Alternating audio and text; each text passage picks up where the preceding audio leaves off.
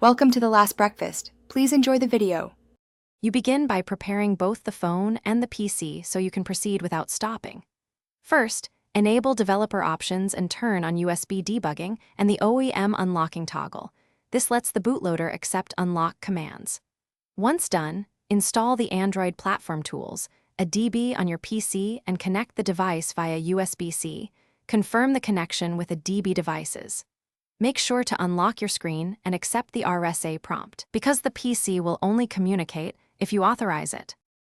You now move into the bootloader and obtain the token or command needed to unlock. Reboot to the bootloader using a DB reboot bootloader or the device-specific button combo. This places the phone in fast boot mode where unlock commands run. Next, query the bootloader status with fastboot OEM device info or fastboot getvar, all to see lock state and requirements. If your manufacturer requires an unlock token, request it from their site or generate it with the provided tool, then save the token file to your PC. You perform the unlock and finish setup while knowing what to expect. With the token ready, run fastboot OEM unlock token or fastboot flashing unlock and confirm the on-device prompt.